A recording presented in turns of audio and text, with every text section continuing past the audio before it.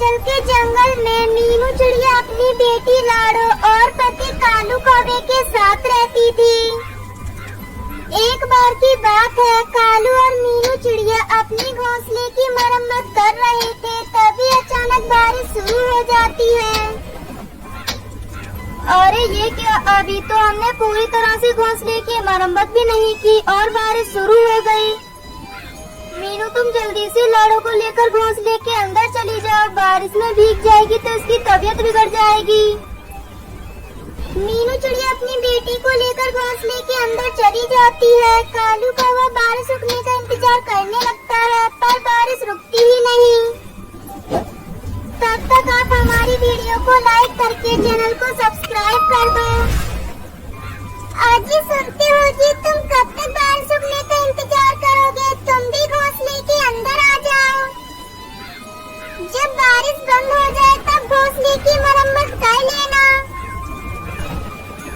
कालू कौवा घोंसले के अंदर आ जाता है। फिर दोनों पति पत्नी और उनकी बच्ची एक कोने में बैठकर बारिश के रुकने का इंतजार करने लगते हैं। इस तरह 2 दिन गुजर जाती हैं, लेकिन बारिश नहीं रुकी। लाडो के पापा, 2 दिन से बारिश हो रही है, ये बारिश तो रुकने का नाम ही नहीं ले रही। घर में राशन भी खत्म हो गया है और अपनी बिटिया लाडो भी भूखी है, हमें कुछ न कुछ इंतजाम करना होगा। पर मीनू, बारिश तो बहुत तेज हो रही है, मैं ऐसे में बाहर खाने की तलाश में कैसे जाऊंगा? लेकिन भोजन का इंतजाम तो करना ही होगा, वरना हम भूखे मर जाएंगे। लगातार बारिश होने के चलते जंगल में चारों तरफ पानी भर चुका था। मम्मा, मम्मा,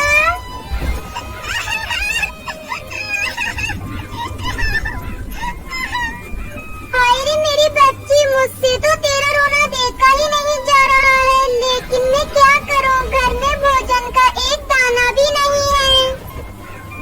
सुनो जी, तुम बिटिया का ध्यान रखो, मैं पन्नी पहनकर बाहर जाती हूँ और कहीं न कहीं से भोजन का इंतजाम करके आती हूँ। ध्यान से जाना, चारों तरफ पानी है। तुम मेरी फिक्र मत करो जी, मैं अपने खेत पर जाती हूँ और वहाँ से आम तोड़ कर लाती हूँ। हाँ, तुम ठीक कहती हो, अगर खेत में आम बचे होंगे तो हम लोग उसे ही खा लेंगे। मीनू पन्नी से अपना सर ढककर घर से निकलकर अपने खेत की तरफ जा रही थी, तभी तेज हवा के कारण वो गिर जाती है और वो पानी में डूबने लगती है। बचाओ, बचाओ, कोई तो मुझे बचाओ, मैं डूब रही हूँ। लेकिन बचाने वाला वहाँ कोई नहीं था, वो पानी के साथ बहने लगी। बड़ी मुश्किल से वो अपने आप को बहने से बचाती है। अचानक से उसी पानी में उसे कुछ आम बहते हुए दिखाई देते हैं।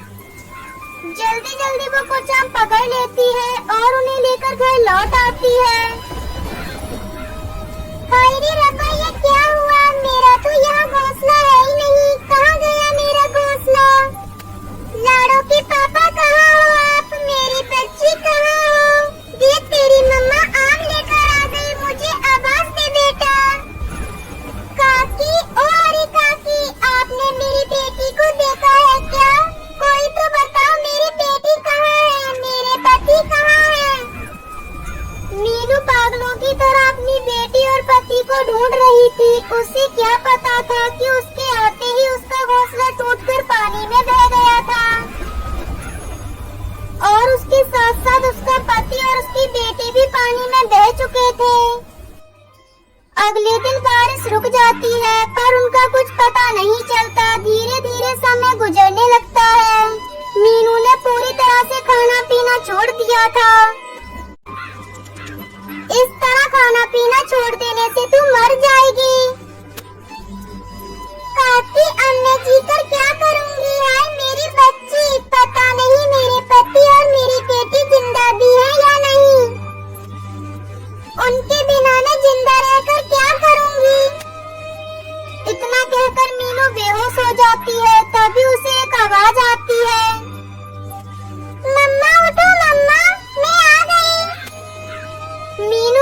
बेटी की आवाज सुनकर आंखें खोल लेती है और अपने सामने अपनी बेटी और पति को देखकर बहुत खुश हो जाती है। आप कहाँ चले गए थे जी? मीनू, तुम्हारे जाते ही अचानक घोंसला टूट गया और हम दोनों बाढ़ के पानी में बहते हुए काफी दूर चले गए। इसी तरह जान बची है। मीनू अपनी बेटी और अपने पति को सही सलामत देखकर बहुत खुश थी। फिर सभी खुशी खुशी रहने लगते हैं।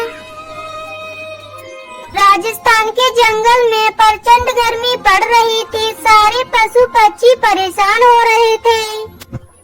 बारिश न होने के कारण पेड़ पौधे भी सूख गए थे।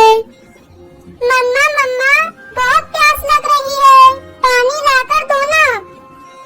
बेटा, पूरे जंगल में बारिश न होने के कारण सभी तालाब, नदियां, झरने सूख चुके हैं। मैं पानी कहां से लाकर दूं? अरे यार, ये कैसा मौसम आ गया है। सारा जंगल, तालाब, नदियां सब सूख चुके हैं। प्यास से तो गला सूखा जा रहा है। तभी वहाँ एक शिकारी चील आ जाती है। क्यों रे कालू भाई, यहाँ क्या कर रहे हो? क्या बताऊँ चील बहन, इस बार बारिश नहीं होने के कारण जंगल के सारे पेड़ सूख गए हैं। अब न ही जंगल में खाने के लिए फल है और न ही पीने के लिए पानी। अगर तुम मेरा एक काम करोगे तो तुम्हें खाना भी मिलेगा और पानी भी। बताइए बताइए चील बहन जी, जल्दी बताइए, मुझे क्या करना होगा? देखो कालू, तुम्हें तो मालूम है अब न ही इस जंगल में पक्षियों के लिए खाने के लिए कुछ है और न ही पीने के लिए कुछ। हाँ, वो तो है।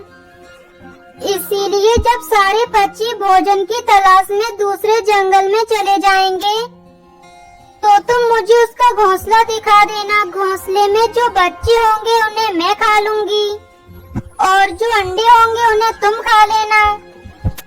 अरे वाह चील बहन, प्लान तो लाजवाब है आपका। बस अब सभी पक्षियों के बाहर जाने का इंतजार कीजिए। दूसरे दिन सुबह, मेरे बच्चों, मैं आप लोगों के लिए भोजन लेने जा रही हूँ। दरवाजा अच्छे से बंद रखना। अगर कोई जबरदस्ती अंदर आ जाए तो तुम इस घोंसले के नीचे छुप जाना, ठीक है? ठीक है मम्मा, आप जाइए। जंगल के सभी पक्षी अपने अपने बच्चों को सावधान करके भोजन की तलाश में निकल पड़ते हैं। तैयार हो जाओ चील बहन, अब तो हमारी पार्टी चलेगी। चलो मैं आपको पक्षियों के घोंसले बताता हूँ। फिर कालू कौवा चील को लेकर वहाँ से निकल पड़ता है। कालू, ये किस पक्षी का घोंसला है? चील बहन, ये इस जंगल की सबसे चतुर पक्षी मीनू का घोंसला है। इसके बच्चों को खाने की गलती मत करना, वरना वो जीना मुश्किल कर देगी। चलो किसी दूसरे पक्षी के घोंसले में चलते हैं। ये कहकर वो दोनों वहाँ से आगे बढ़ जाते हैं। ये रहा तोता का घोंसला, चलो अंदर जाकर देखते हैं। फिर वो दोनों अंदर आ जाते हैं। उन दोनों के अंदर आते ही तोते के दोनों बच्चे दरवाजे के पीछे छुप जाते हैं। अरे चील बहन, यहाँ तो कोई बच्चा या अंडा कुछ भी नहीं है। अरे कालू भाई, भूख से पेट में चूहे कूद रहे हैं, चलो कहीं और चलते हैं। फिर वो दोनों तोते के घर से निकल जाते हैं। तभी तोते के दोनों बच्चे दरवाजे के पीछे से निकलते हैं। अरे बाप रे बाप, आज तो बाल बाल बचे हैं। अरे बहन, कहते हैं ना कि जाको राके साया मार सके ना कोई। अरे चील बहन, ये बुलबुल का घोंसला है, इसमें पक्की बच्चे होंगे, चलो अंदर। फिर वो दोनों अंदर आ जाते हैं। आज मिल गया, शिकार मिल गया। अरे कालू, यहाँ तो बच्चे के साथ साथ बोनस के तौर पर अंडे भी मिल गए।